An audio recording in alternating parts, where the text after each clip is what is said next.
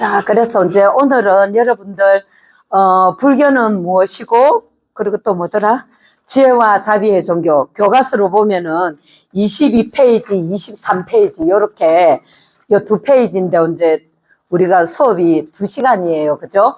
그래서, 제가 이제 수업 스타일이, 중간에 안 쉬고 쫙 하고 좀 일찍 마치자 주의인데, 저도 이제 나이라는 거를 조금씩 먹다 보니까, 중간에 한 번씩 우리가 저기 화장실도 가는 시간도 필요한 거를 이제 이번 여러분들 수업에서 처음으로 적용해 보려고 합니다.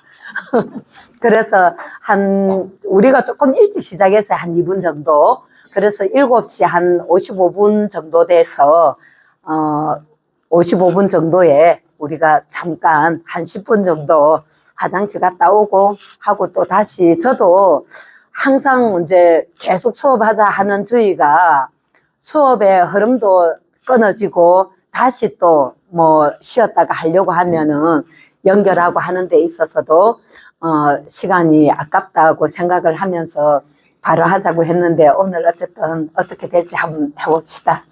자, 그래서 이제 우리가 불교 하면은 부처님 당시에 우리가 종교라는 말은 없었어요. 그리고 종교라는 말 자체가 19세기에 되어서야, 19세기가 지나면서 19세기에 어쨌든 중후반에 종교라는 말이 일본에서 번역을 하게 되고, 철학이라는 말도 19세기에 등장하는 거고, 한데, 자, 그거를 떠나서 불교가 이제 부처불자에다가 가르칠 교자예요. 그러면 여러분, 부처불자에 가르칠 교자니까 그 불교의 뜻은 뭐가 되겠습니까? 부처불자에 가르칠 교자. 부처님의 가르침이에요. 그래서 불교가 뭐냐고 하면은 여러분들이 뭐라고 말해야 되겠습니까? 부처님의 가르침이 불교인 거예요. 거기에서 여러분들이 이제 이 사찰문화해설사 요 프로그램을 하면서 여러분들이 이해하고 듣고 배웠던 것들을 그 안에 이제 조금씩 집어넣어서 말하는 거예요, 이제. 그렇지만 이제 기본적으로 불교는 무엇인가 하면은 부처님의 가르침을 말한다. 자, 그러면은, 자, 제가 우리 회장님께 들었기로는 이제 여러분들이 그야말로 불교에 대해서는 이제 처음 이렇게 공부하시는 분들이 많다고 들었어요. 그래서 제가 최대한 쉽게 말을 하겠습니다. 제가 그리고 원래 막 어렵게 말하는 거 싫어하고, 이제 옛날에 불교대학에서 이제 강의하고 할 때도 대학의 교수님인 분들은 막 하여튼간에 고차원적으로 막 준비를 많이 해 오셔가지고 하는데, 저는 아이고 뭐 저렇게 한다고 다 아시겠냐 그러면서 저는 이제 유치원 수준으로 한다면서 막 그러고 했었는데, 자, 그러면 우리가 부처님의 가르침이 불교인데, 그럼 뭐 부처님은 어떤 분인지를 알아야 돼요. 그러면 저 부처님 생애는 여러분들 제가 커리큘럼 보니까 지금 팔상성도로 쭉 강의하시는 분 있으니까 그 스님의 강의 잘 들으시고, 저는 어쨌든 이제 이거 불교 이거 설명부터 해야 되니까, 자,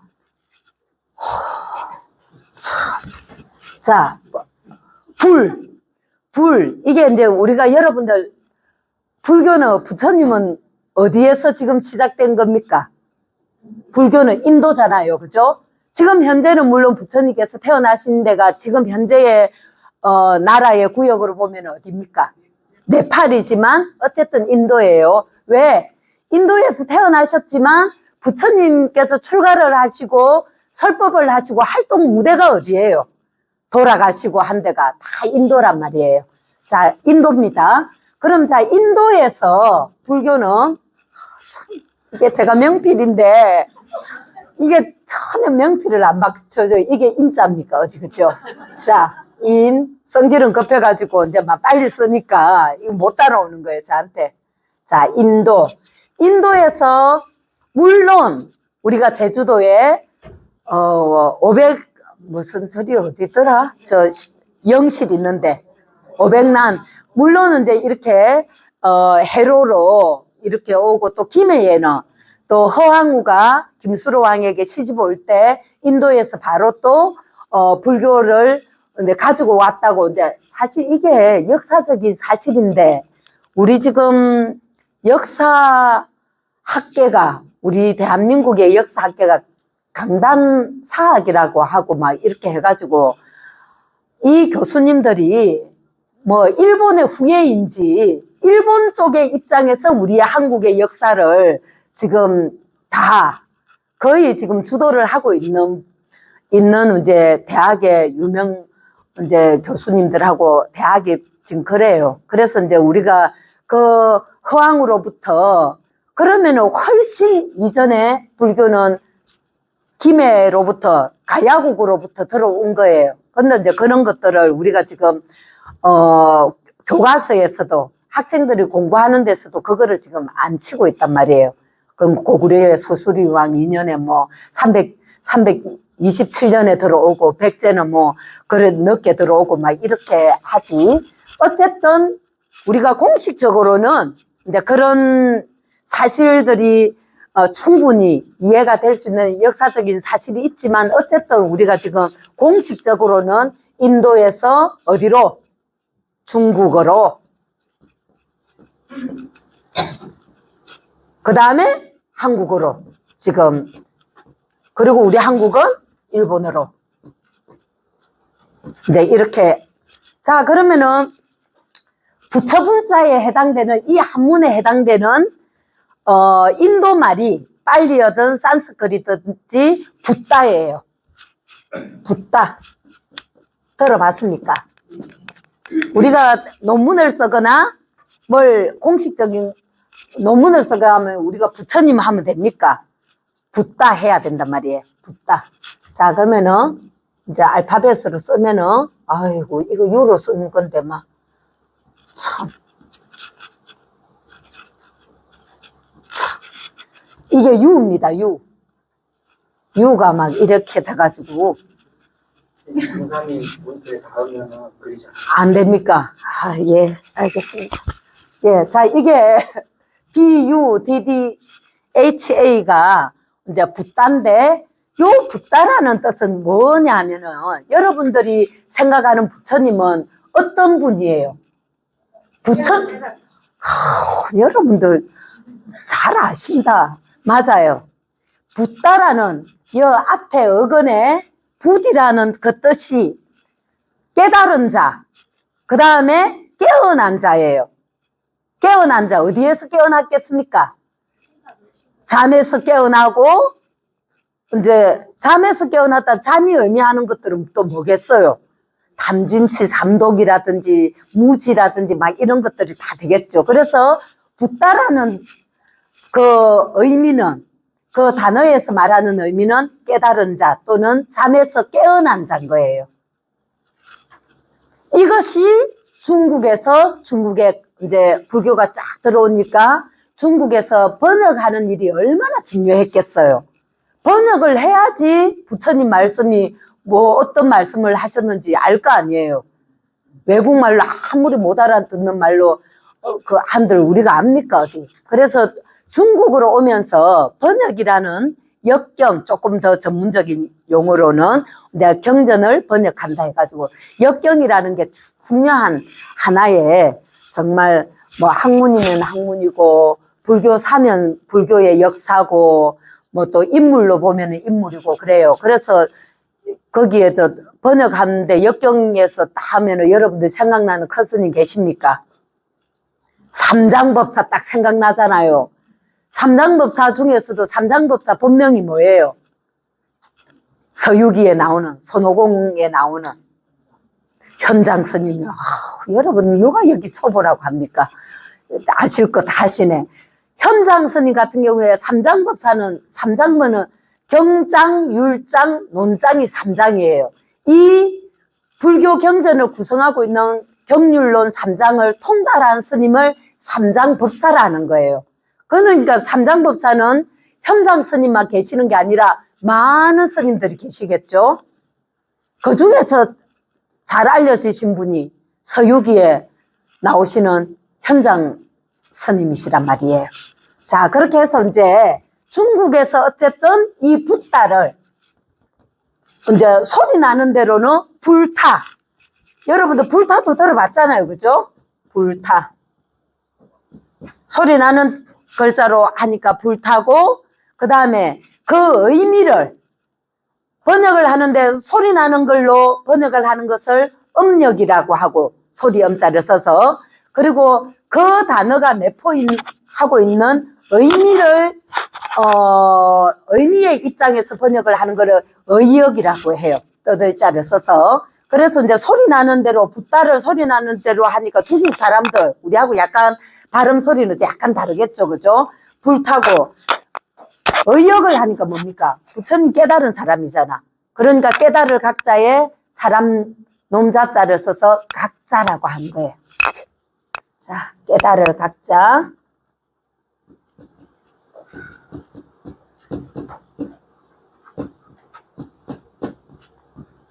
각. 자. 그래가지고, 자, 이제 각자인데 소리 나는 음력 같은 경우에 이 불타가 이제 줄이면 뭐가 되겠습니까? 부처불, 불이 되겠죠. 불타를 줄인 것이 불이 된 거예요. 자, 불타. 요거를 이제 줄여서 불이라고 하고, 우리 한국에 딱 들어온 거예요. 들어와가지고 이제 그대로 우리가 한문을 썼으니까 그대로 했겠죠? 조선시대 돼가지고 한글을 번역했단 말이에요. 자, 부처불이잖아요. 그러면은, 우리가 부처 하면은, 아무래도 이거 지금 막 먹거나 아니면은 지금, 그냥 밑으로 하거나 이런 느낌이 살짝 든단 말이에요. 공경어가 없으니까. 그래, 거기에서 뭐를 붙였겠어요? 님을 붙인 거예요. 공경을 상징하는 우리 한글을. 그래서 우리 한국에서는 부처님이라고 하는 거예요. 그렇지만 우리가 학문적으로 부처님을 말할 때는 뭘 한다? 그 원어, 붓다라고 이제 쓰는 거예요. 그래서 요것이 다 같은 거죠. 그죠?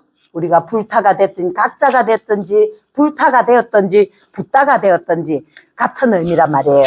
자, 그리고 이제 또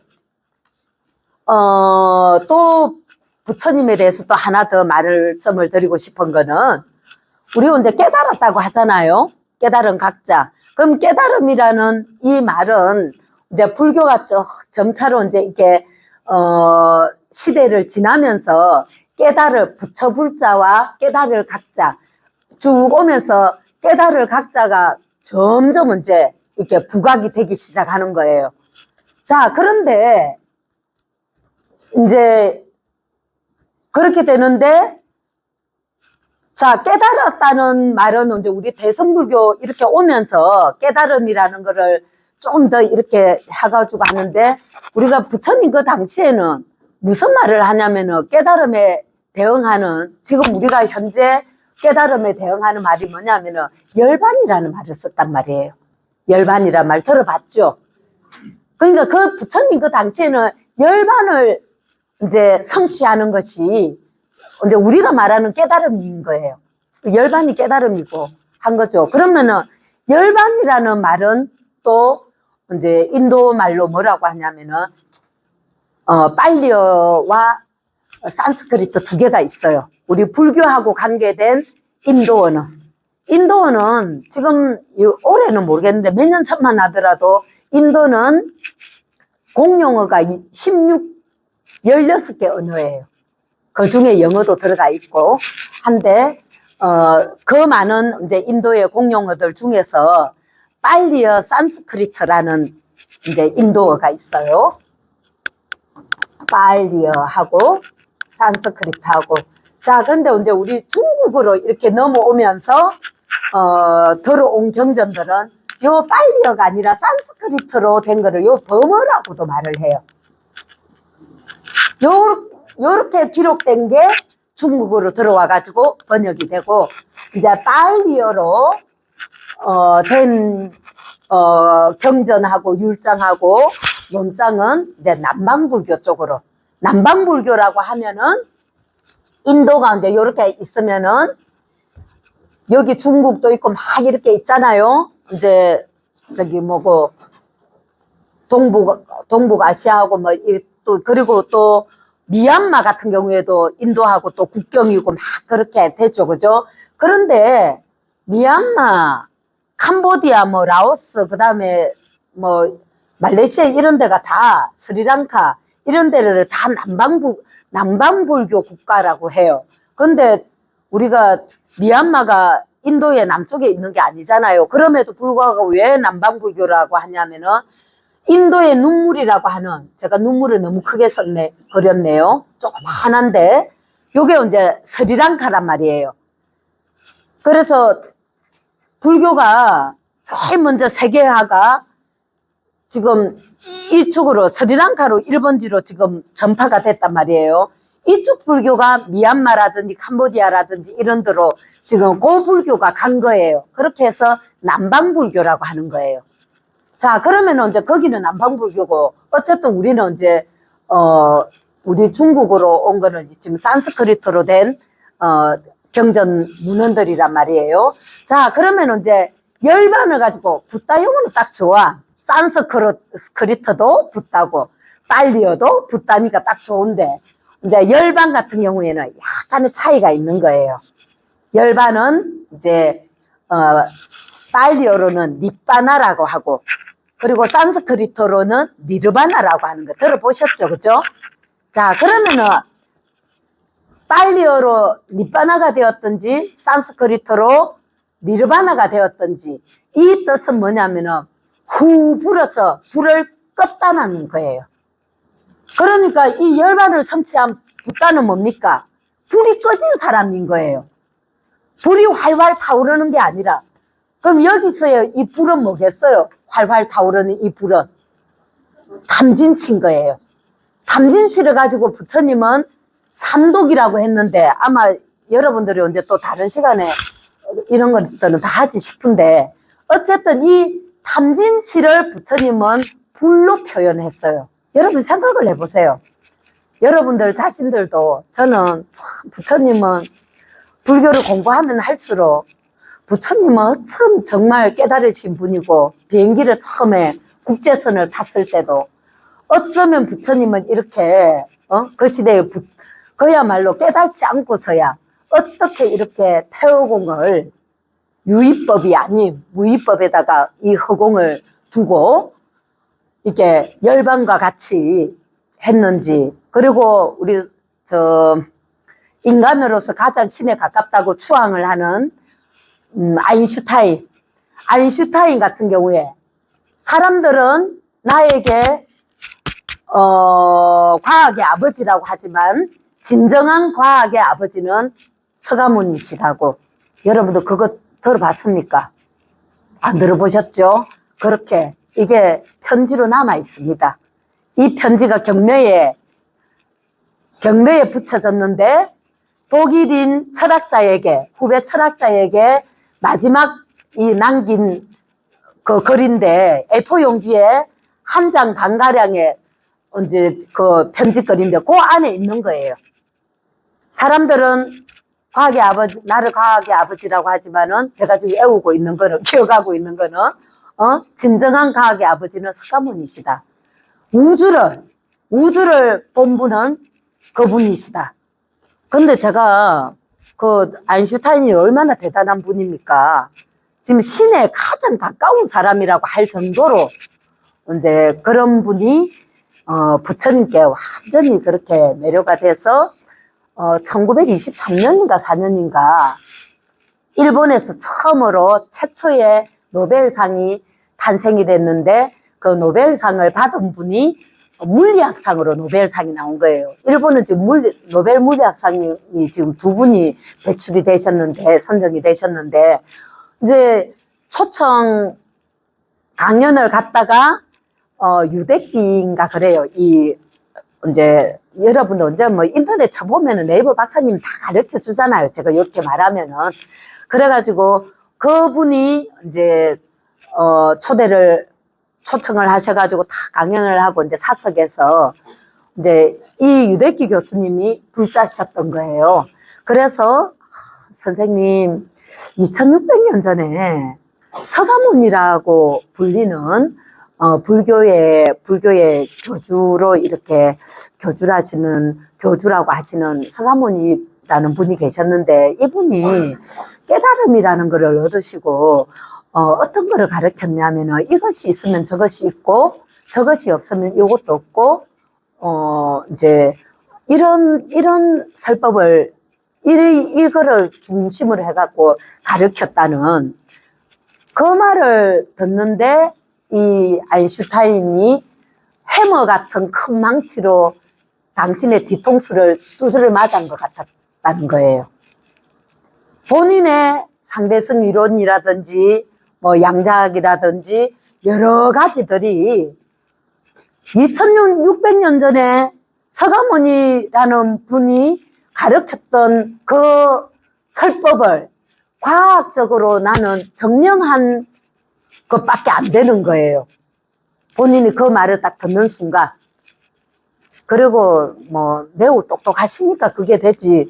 여러분들 뭐 그렇다 하니까 지금 여러분들 그런 것 같잖아요. 그리고 이제 여러분들이 왜 이게 그렇게 망치로 얻어맞은 것 같고, 서가모니 부처님께서 2600년 전에 하신 말씀을 내가 과학적으로 나는 증명한 것밖에 안 됐는지는 이제 여러분들이 뭐 양자물리학, 상대성 이론 이런 것만 다 이제 검색해 보면 그건 다 가르쳐 줄 거 아니에요. 그리고 뭐 과학과 불교 이런 것만 검색을 해도 막 나와요.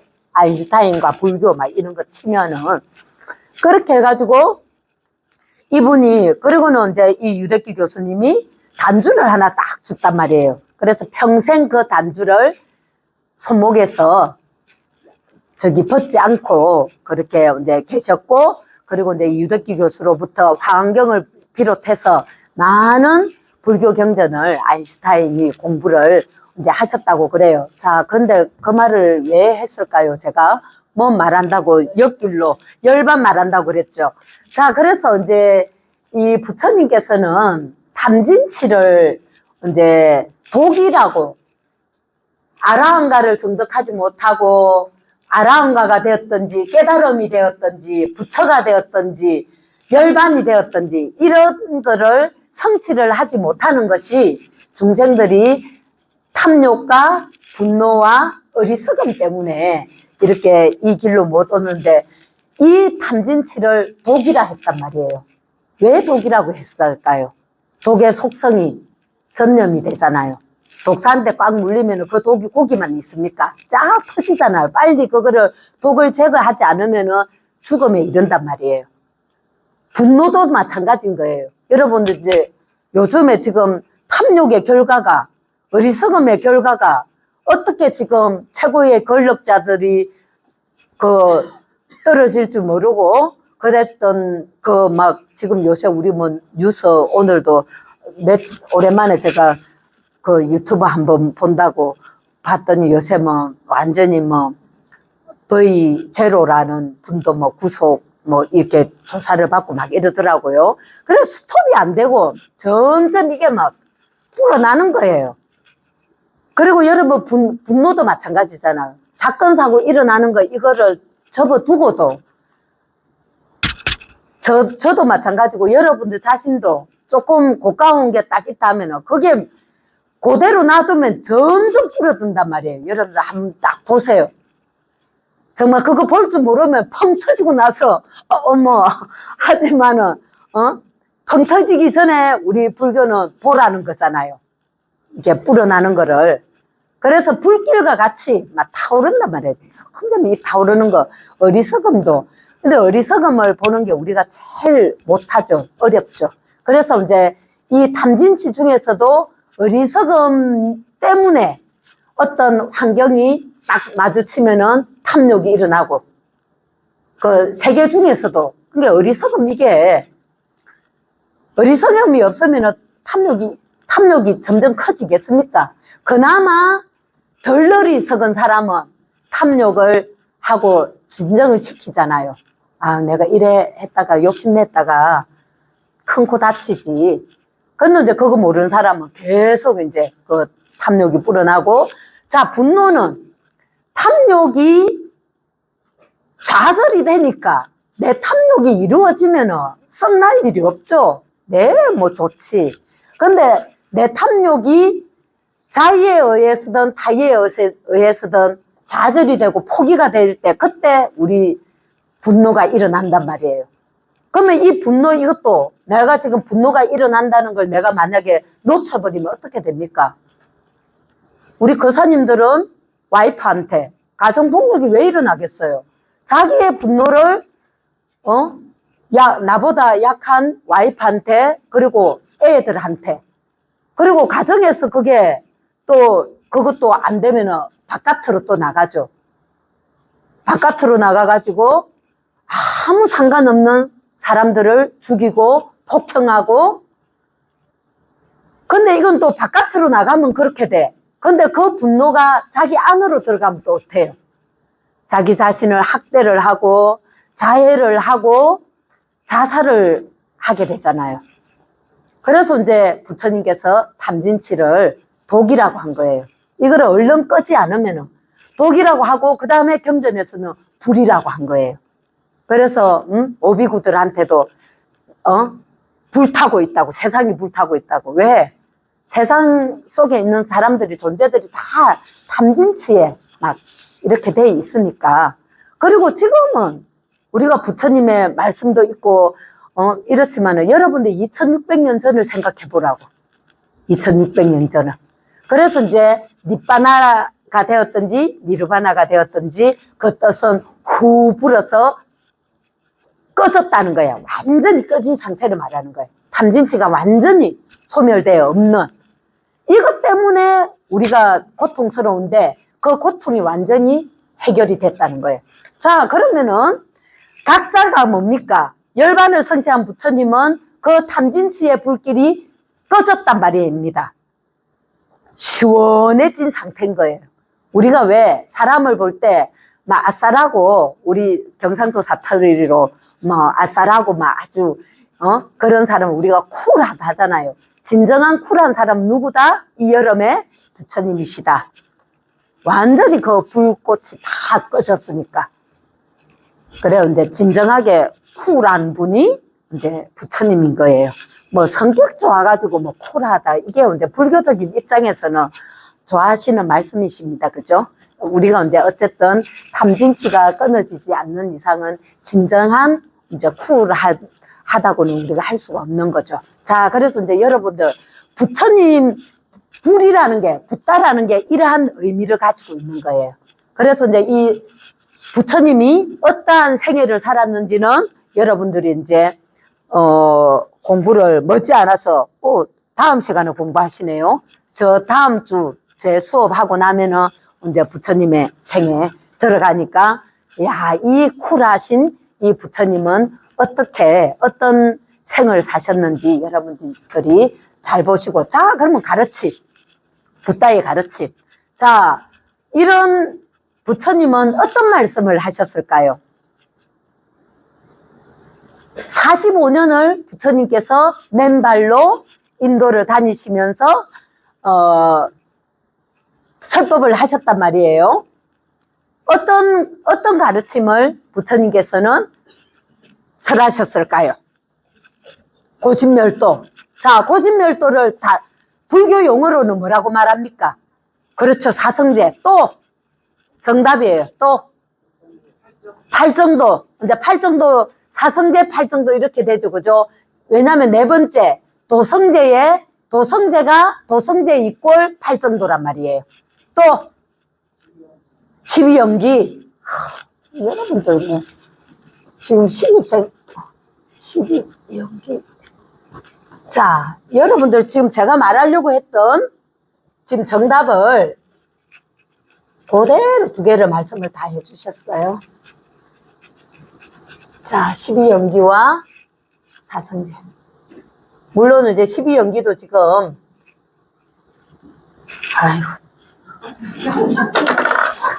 제가 자 말로 할게요. 자, 12연기. 12연기도 여러분들이 맞다 수업이 있더라. 자, 그러면은 부처님의 가르침은 12연기, 사성제, 이제, 어쨌든 크게 봐가지고, 이제, 요렇게 있어요. 자, 요렇게 있는데, 여러분들 오늘 수업은 지혜의 종교죠, 그죠? 불교란하고, 지혜와 자비의 종교죠. 자, 그러면은, 불교를 자비의 종교를 한단 말입니다. 지혜의 종교라고 한단 말이에요. 지혜는 어디서 나오냐면은 여러분들께서 말씀하신 부처님의 가르침, 연기와 사성제를 이해를 하는 데서 지혜를 얻는단 말이에요. 그래서 지혜의 종교라고 하는 거예요. 자, 그러면은 아인슈타인도 지금 연기법에 딱 거기에서 한 대 맞은 거 아니에요. 우리가 빛이라고 하면은 우리는 저 바로 직진이라고 그전까지는 그렇게 생각했던 거예요. 과학계에서. 그랬는데 보는 사람에 따라서 이게 굴절도 된다는 게 이제 우리 저기 아인슈타인의 논리인데 우리 지금 다 이거 연기인 거예요. 연기법인 거예요. 그래서 이제 연기법이라는 거, 사성제, 자, 연기라는 거, 사성제라는 거. 먼저, 사성제 하면 네 가지 성스러운 진리잖아요. 그리고 이제 부처님께서 깨달으신 게 뭐냐고 막 이제 하면은, 우리가 깨닫지 않는 입장에서는 그 깨달음의 경지를 우리가 이해를 못 하는 거예요. 말을 해줘도. 근데 굳이 그러면 중생들이 이해할 수 있는 범위에서 말을 하면은 연기인 거예요.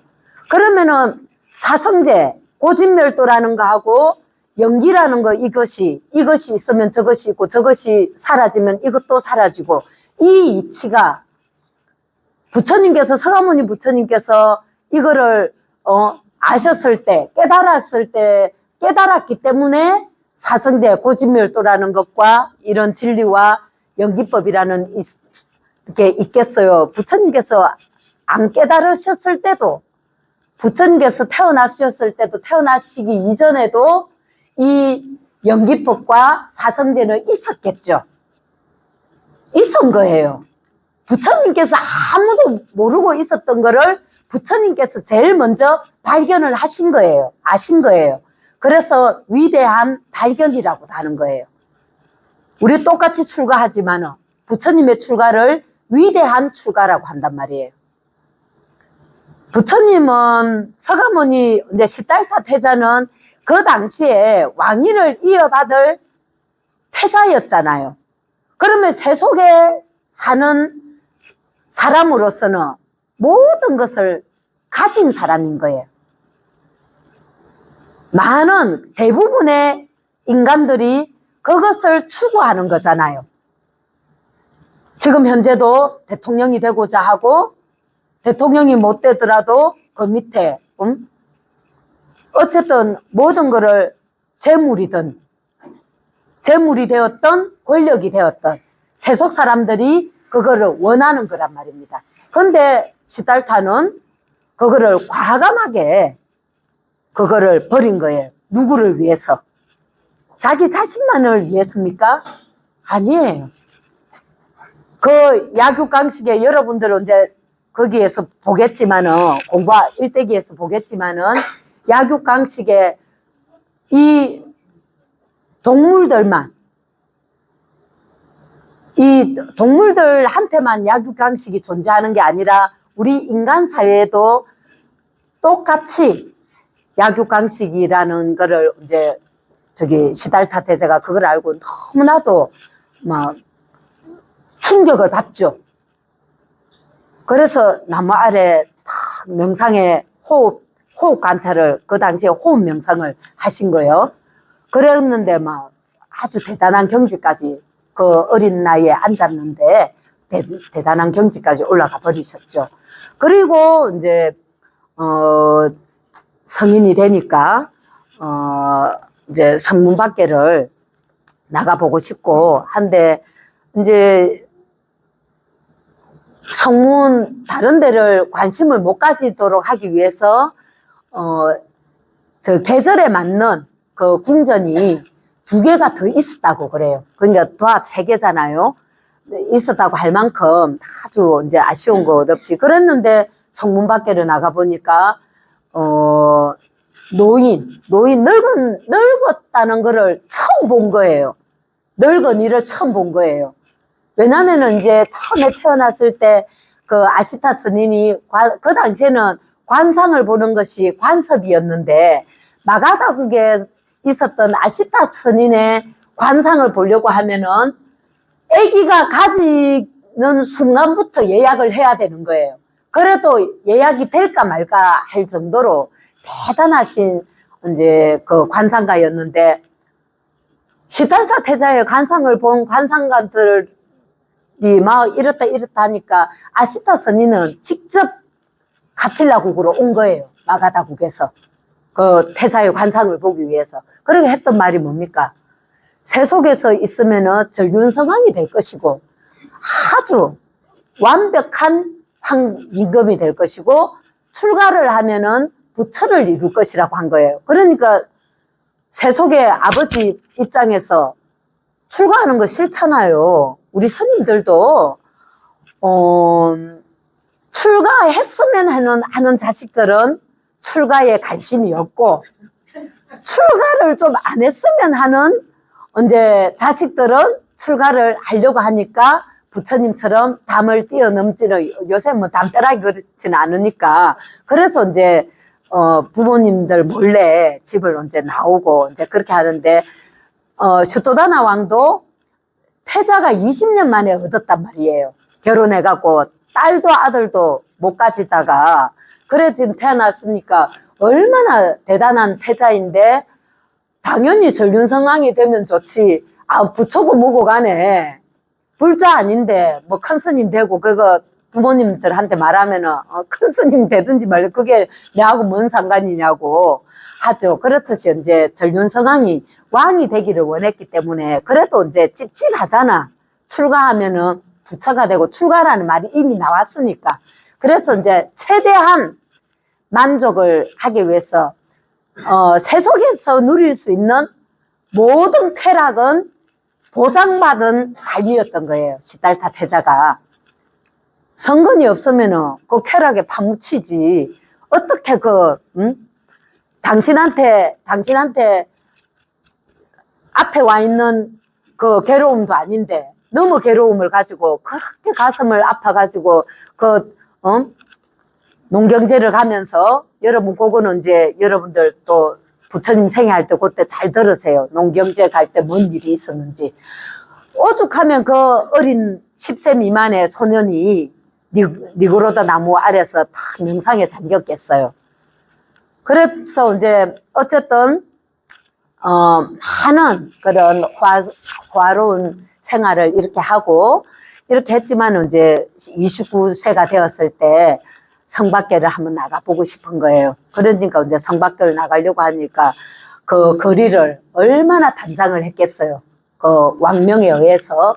그렇지만 이제 출가하실 분이기 때문에 다 부처님 생애에는 막 도솔천에 계실 때부터 천신들이 막 등장을 해요. 우리는 이제 천신들이 하늘의 왕이 다 우리는 불교 밑에예요. 다 부처님 밑에고 수행자들을 외워하는 그런 이제 신인데 그렇게 해서 이제 어쨌든 늙음이라는 것도 항상 젊은 사람들만 궁녀부터 시작해서 마부, 비서들이 다 젊은데 늙은 노인을 처음 본 거예요.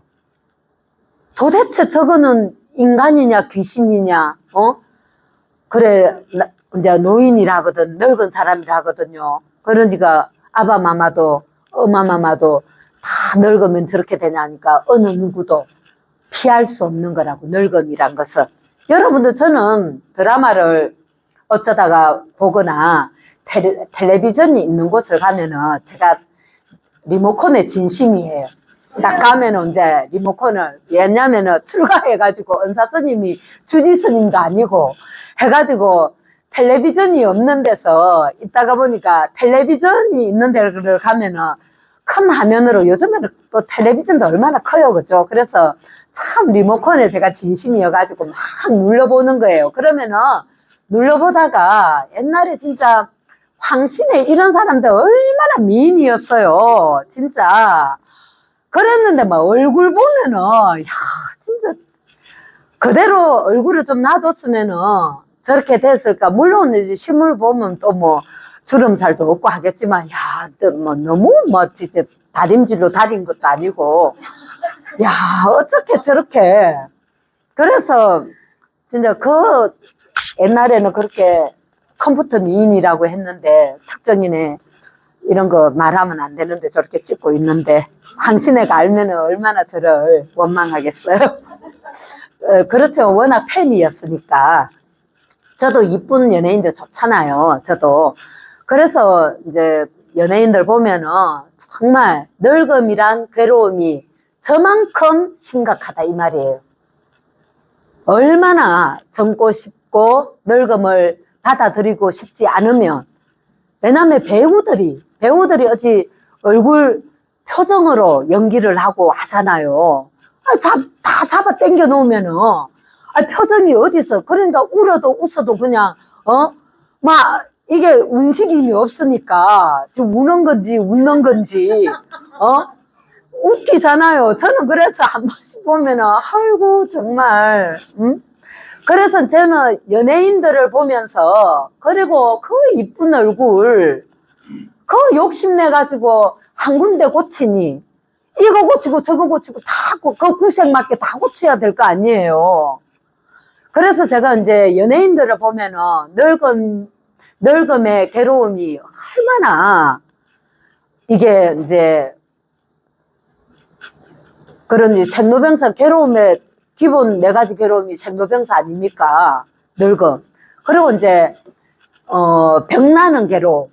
그리고 이제 여러분들 병 나고 싶은 사람은 어디 있겠어요? 제가 이제 동학사를 졸업하고 이제 은사 스님이 이제 주지 스님 아니니까 제가 이제 도와드리러 이제 부전이라는 거를 이제 사수님들 절에 가면은 이제 박분절을 가기 때문에 우리가 방을 막 스님들 최대한 이제 2명씩은 같이 방을 쓰고 이제 또래들 스님들이 이렇게 있는데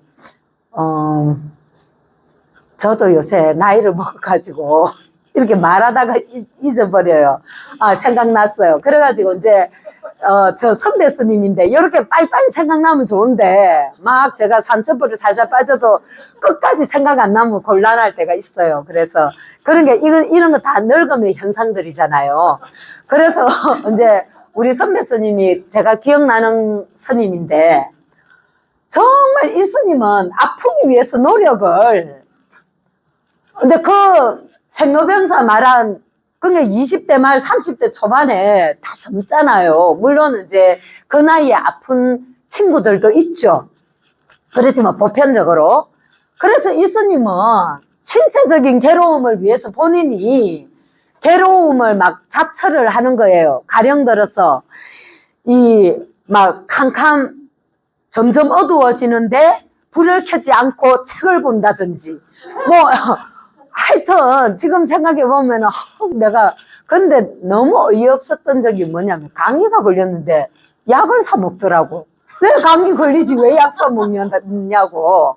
그래서 제가 참 그래서 이제 우리 스님들이 간혹 그 괴로움을 겪기 위해서 이제 만행도 어떻게 보면은 정말 그 괴로움을 본인이 걸으면서, 그래서 제가 이제 어떤 도반 비구 스님 얘기를 다 들으면서 진짜 저렇게 수행을 하는구나. 만행에 있어서 제가 그 내막을 잘 몰랐는데, 그래서 이제 걸어서 이렇게 다 다니면서, 그래 이제 어떤 마을에 가면은 그냥 뭐 숙박시설 그런 데 안 가고, 그래서 이제 마을에 들어가 가지고 그렇게 뭐 재워주는 집 있으면 자지만은 근데 요즘에는 헌집도 있으니까 빈집도 막 이렇게 빈집이 있으니까 빈집에 이제 들어가서 이제 자면서 막 쥐도 다니고 하잖아요. 그래서 이제 그런 어떤 이제 어둠과 평소에 이제 우리가 보장된 그런 안전에서 벗어난 곳에서의 그 하룻밤을 지새면서 이제 그런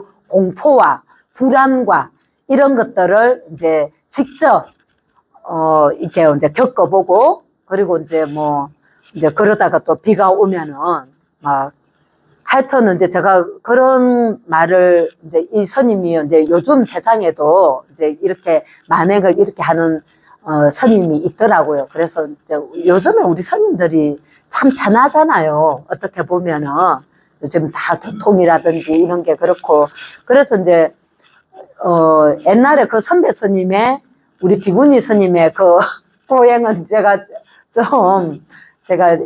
공감이 안 갔는데 이제 이 도반 스님 그거는 고행은 이제 만행의 그 체험을 얘기해 주는데 이제 공감이 가더라고요.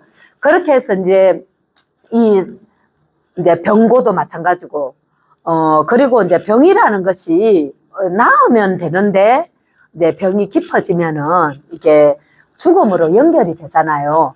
그리고 병이 났을 때 이렇게 이제 우리가 암 같은 경우에도 아니 환자가 죽고 싶은 사람이 매 언제 아유 죽으면 되고 그런데 죽음에 별로 연연 안 한다. 그 사람 있잖아요. 본인한테 죽을 병 안 걸려봐서 그러는 거예요. 본인이 그 죽을 병이 걸리면은 다 살려고 하지. 이래로 나는 죽는데 아무런 없다. 이런 사람 없어요. 진짜. 우리 사람들은 그만큼 오만하고 자만하고 자기 자신에 대해서 착각을 하고 사는 거예요. 그렇게 딱 닥치면. 그러니까 상대방에게 여러분 우리가 함부로 말하겠어요?